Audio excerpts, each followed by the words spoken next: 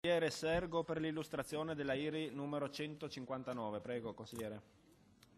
Sì, grazie Presidente. Beh, noi abbiamo presentato questa IRI perché comunque in questi giorni si sta parlando anche dei consorzi di bonifica sia dentro che ovviamente fuori del Consiglio regionale e nel caso specifico del consorzio Cellina Meduna.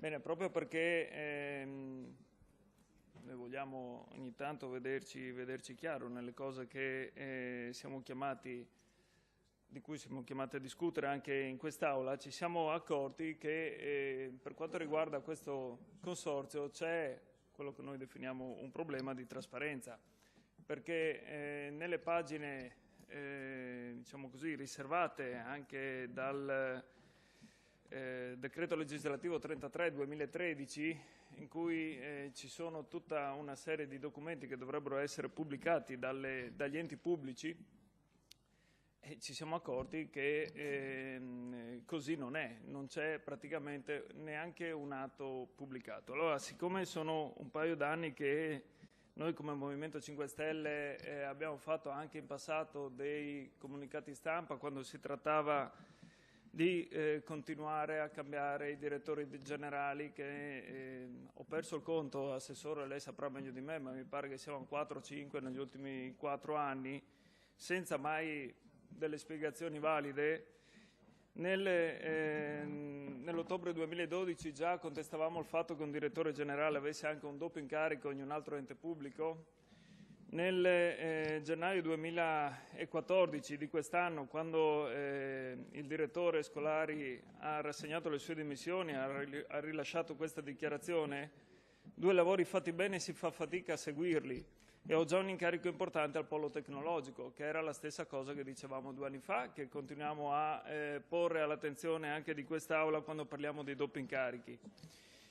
C'è una cosa che mi spinge anche o mi ha spinto a presentare questa interrogazione. Sempre nell'ottobre 2012, quando il dottor Scolari è stato nominato Presidente, a una specifica domanda di un giornalista che gli chiedeva delucidazioni riguardo al compenso, il dottor Scolari ha risposto così: mi hanno chiesto di non dirlo, posso solo dirvi che non ho negoziato la cifra. Ecco, se questa è la trasparenza che vogliamo portare avanti in questa regione, io credo che non ci siamo, ma attendiamo la risposta dell'assessore. Grazie. Allora, prima di dare la parola all'assessore, vi comunico che tra 5 minuti in Sala Gialla ci sarà un incontro dei capigruppo, dell'assessore Panontin, e chiedo anche al vicepresidente Carnelutti magari di aggiungersi, con le sigle sindacali che hanno promosso la manifestazione che avete visto qui davanti. Quindi tra 5 minuti in Sala Gialla. Restino naturalmente qui i consiglieri che ricevono risposta ancora. Prego, Bolzonello. Premesso che non è scritta su quanto leggerò adesso, sono assolutamente d'accordo con quanto ha detto il consigliere Sergo. In toto.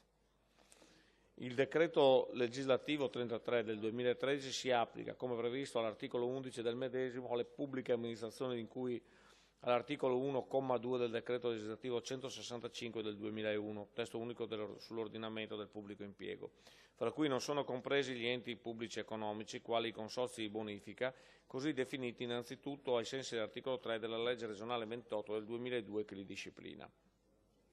Sulla base di una serie di approfondimenti giuridici che hanno coinvolto anche il segretariato generale, si era pervenuti alla conclusione che il decreto legislativo 33 del 2013 non si applichi ai consorzi.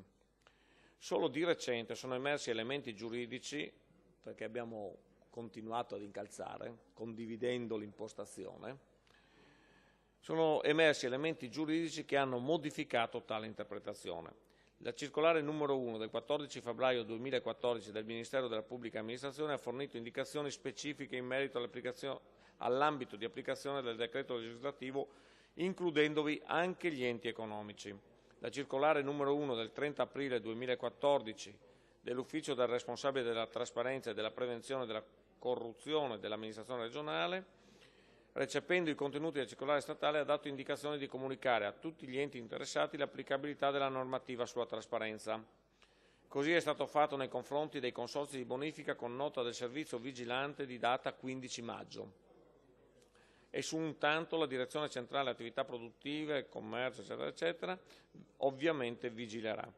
Si segnala inoltre che ai sensi dell'articolo 22 del decreto legislativo 33 del 2013 la mancata osservanza degli obblighi di trasparenza da parte degli enti vigilanti comporta il divieto per l'amministrazione regionale di erogare somme a qualsiasi titolo. Si fa presente in ogni caso che ancor prima di avere conferma dell'applicabilità del decreto legislativo 33 del 2013, proprio perché siamo d'accordo, ai consorzi, l'area risorse agricole e forestali si è fatta promotrice di alcune modifiche alla legge regionale 28 del 2002, approvate ieri dal Consiglio nell'ambito del DL 50 e finalizzate ad accrescere gli oneri di trasparenza in capo ai consorzi di bonifica.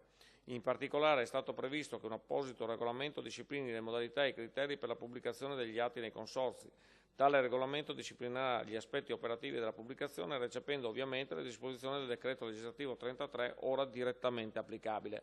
L'avevamo preparata nel caso in cui continuassero a non applicare la cosa. Grazie. La parola a Sergo per la replica.